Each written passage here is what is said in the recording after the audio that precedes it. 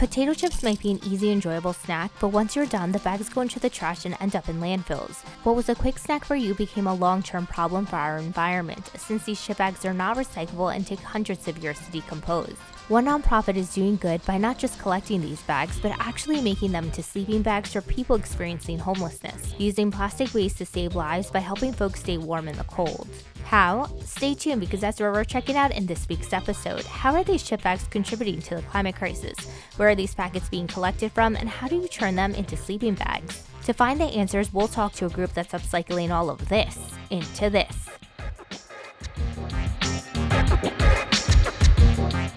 This is Penn Houston, and she's made it her mission to collect chip bags and upcycle them into these bivy bags, which can either be used to layer over sleeping bags to keep them drier or slept in on their own, just like a regular sleeping bag. We make survival items out of one clear plastic waste and crisp packet to help our less fortunate communities around the world. We were always running out of sleeping bags and blankets, and I was racking my brains on what I could make out of something. In 2019, Penn founded the Crisp Packet Project, a non-profit organization in Hastings, UK, that turns crisp packets, or as we call them here in the US, chip bags, into a number of items, including these bivy bags.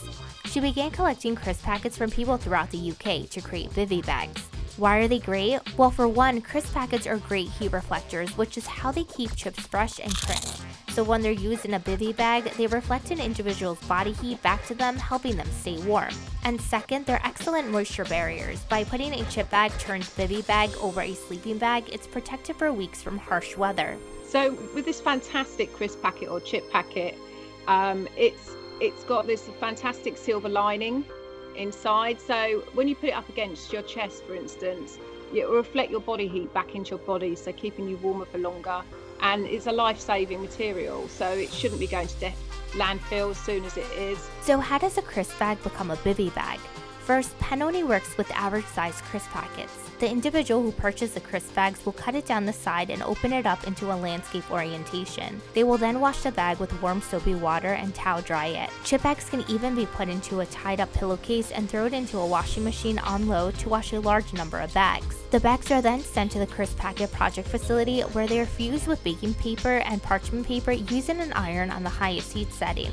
We basically then seal it all together and make it like a big envelope. So like a sleeping bag. So your sleeping bag goes inside this bivy bag to keep it drier.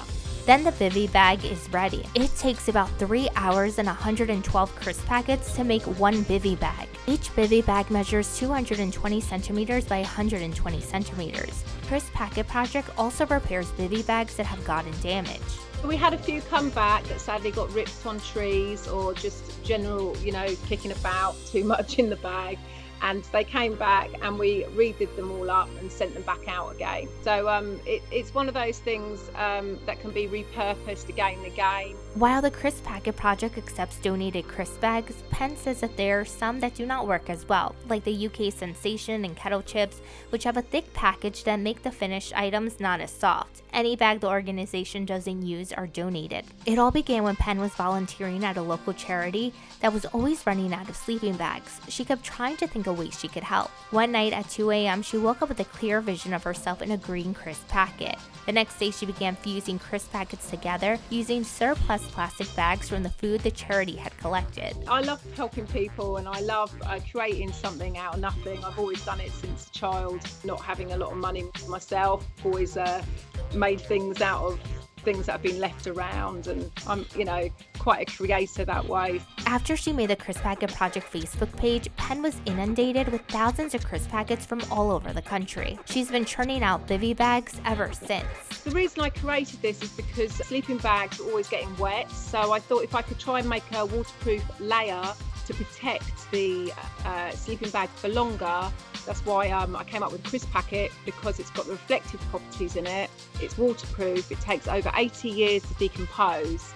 It basically has got a life in landfills. So why is this mission so important to Penn? Crisp bags are generally made of polyethylene and a layer of aluminum, which means the bags aren't recyclable, as the shiny lining can't be separated from the rest of the package. In 2021, 163,000 tons of crisps were reportedly sold across the UK, and each year more and more of the bags they're packaged in are added to the landfills. When these bags end up in landfills or are simply thrown on the ground, they can pollute soil and reduce its fertility over time, interrupting plant growth.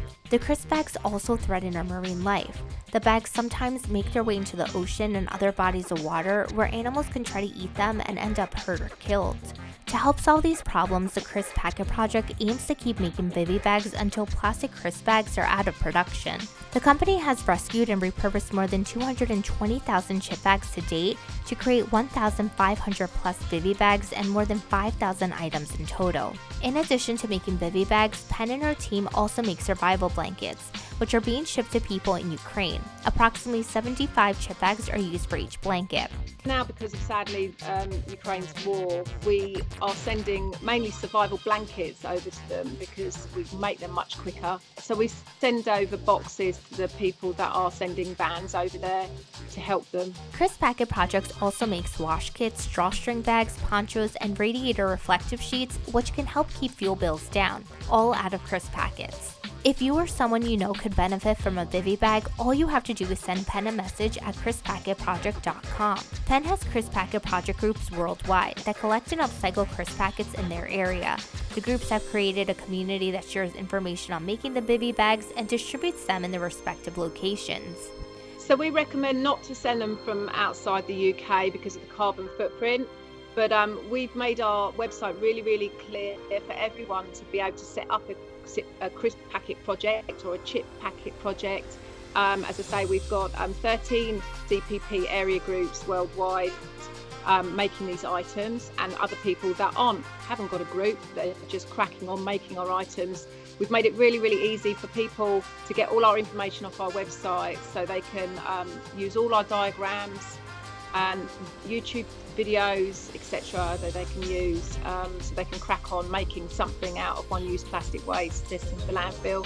To get involved and support the team, Penn says you can visit the nonprofit's website. The more people know about the project, and the more people can make something, just with an iron and a bit of baking paper to help someone who's living on the streets in their area, is just fantastic that someone, can do that for someone else. And hopes to keep working on more items for people who need them. She's also hoping for all crisp packets to be banned in the UK by 2025. We're stock taking many thousands of extra crisp packets so that we've got stock to keep making these items after that happens. Penn says she's amazed that something as simple as a crisp packet can save lives, help the environment, and bring people together. So what do you think? How often do you eat chips? Have you come across littered chip bags? What will you do now that you've seen this? Let us know in the comments below.